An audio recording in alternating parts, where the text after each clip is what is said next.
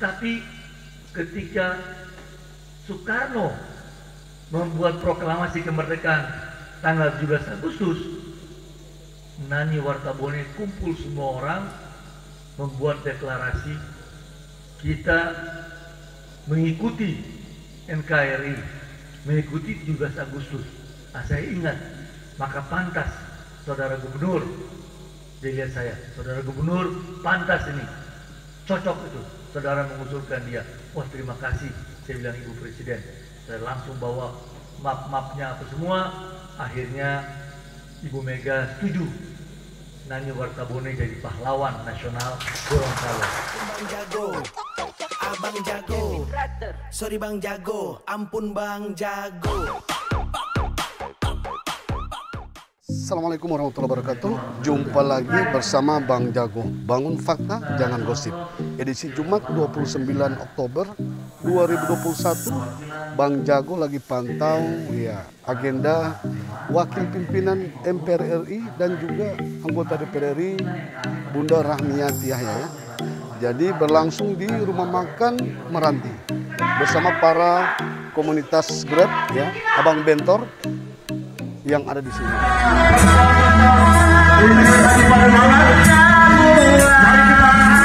Sama-sama menyambut beliau. Alhamdulillah, kehadiran beliau dan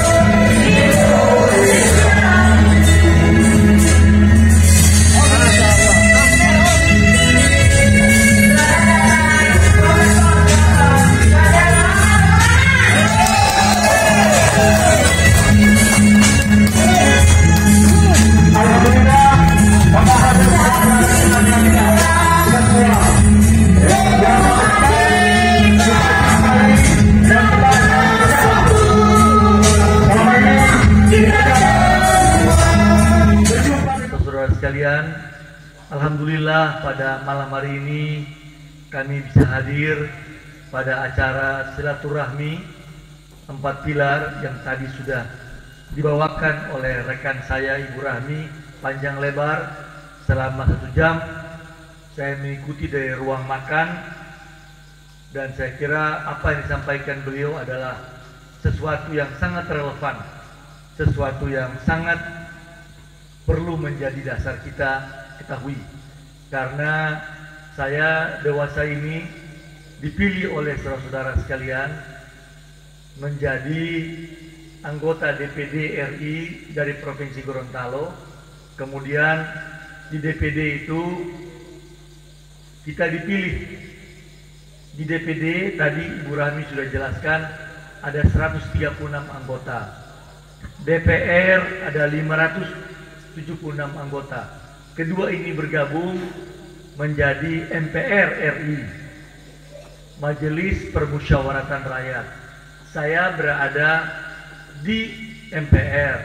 Di MPR itu 10 orang, 9 dari partai-partai yang lolos di parlemen kemarin, mulai dari PDIP, Golkar, Gerindra, terus sampai P3, PAN, dan 1 dari DPD.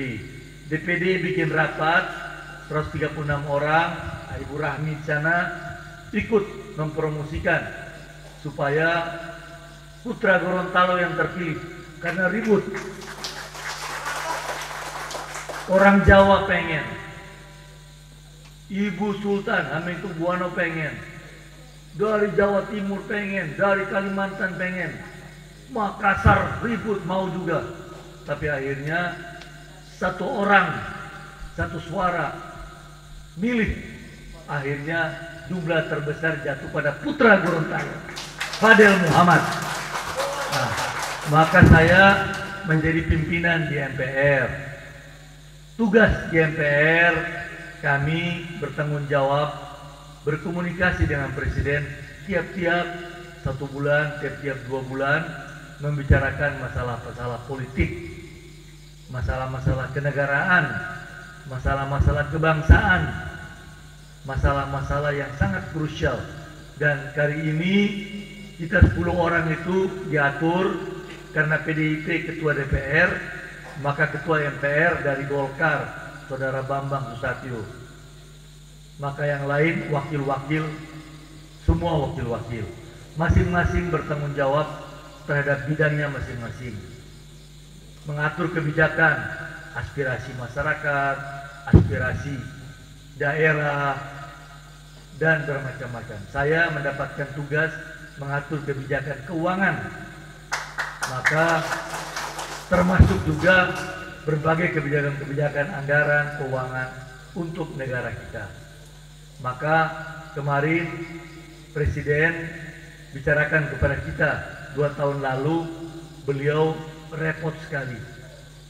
Anggaran buat kesehatan COVID ini sangat besar dan beliau tidak mampu lagi untuk menggunakan alokasi itu. Sedangkan tiap-tiap anggaran itu diatur di DPR.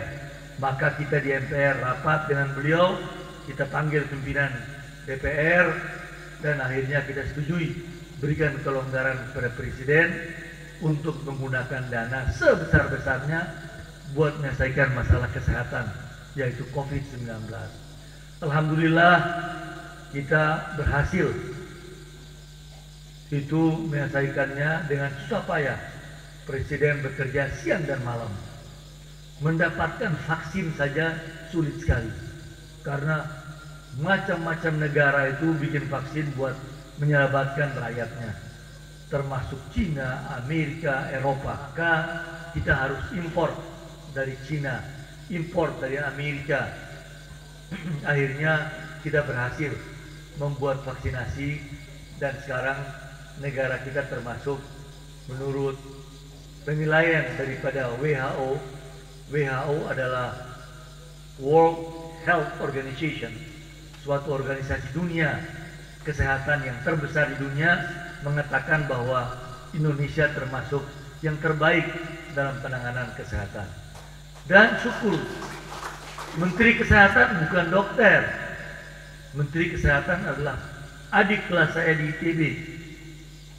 Dia ambil oleh Presiden, Saudara Budi Gunawan. Dulu Saudara Budi ini sedikit adalah dirut dari Bank Mandiri.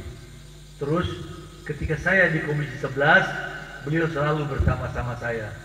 Dan akhirnya saya di DPR Komisi 7 juga dia mengatur pengalihan Freeport dialihkan menjadi milik kita, beliau yang mengatur.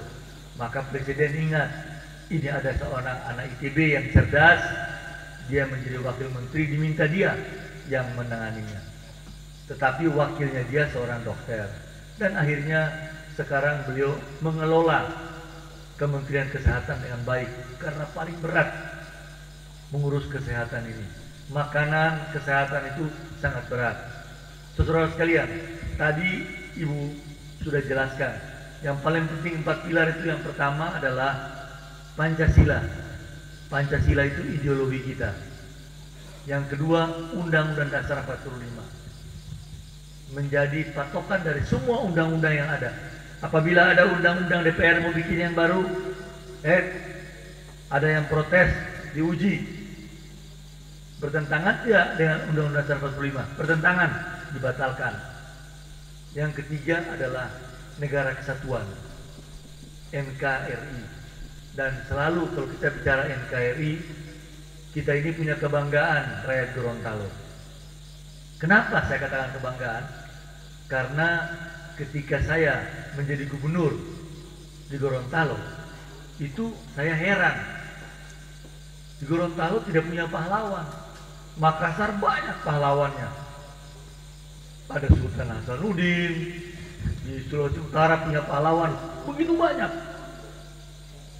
Orang Ambon ada, Watimena dan sebagainya. Gorontalo satu pun tidak ada. Maka saya pelajari sejarahnya, saya menemukan nama Nani Wartabone. Saya ajukan terus sampai ke presiden. Ketika itu presidennya Ibu Mega. Ibu Mega lucu. Ketika saya jelaskan, Ibu, kami di Gorontalo ini ingin mengajukan pahlawan nasional. Siapa saudara gubernur? Saya bilang, kami ingin mengajukan namanya Nani Wartabone. Oh, itu bagus, kata Ibu. Saya ingat itu orang. Oh begitu, Ibu Presiden. Ketika saya masih anak-anak, dia sering menemui ayah saya. Dan dia itu yang ayah saya kagumi. Kenapa? Karena pada waktu itu Gorontalo, kata Ibu Megawati, Ibu Presiden, sudah merdeka. Merdeka tahun 43, 42, tanggal 23 Januari sudah merdeka. Tapi ketika Soekarno membuat proklamasi kemerdekaan tanggal 17 Agustus, Nani Wartabone kumpul semua orang membuat deklarasi kita mengikuti NKRI, mengikuti 17 Agustus. Nah, saya ingat, maka pantas saudara gubernur, dilihat saya, saudara gubernur pantas ini, cocok itu, saudara mengusulkan dia. Wah, terima kasih, saya bilang Ibu Presiden. Saya langsung bawa map-mapnya apa semua. Akhirnya Ibu Mega setuju Nani Wartabone jadi pahlawan nasional Gorontalo.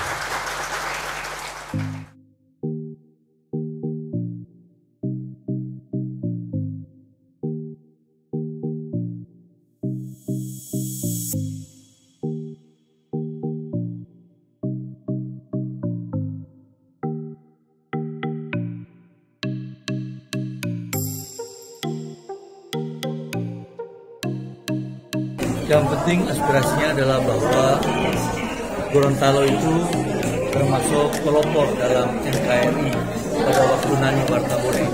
Nah, itu sehingga diingat oleh semua pihak, kita sudah merdeka 23 Januari tahun 43, tapi sekarang kita bergabung dengan Republik Indonesia. Jadi kecintaan NKRI itu Gorontalo sangat luar biasa.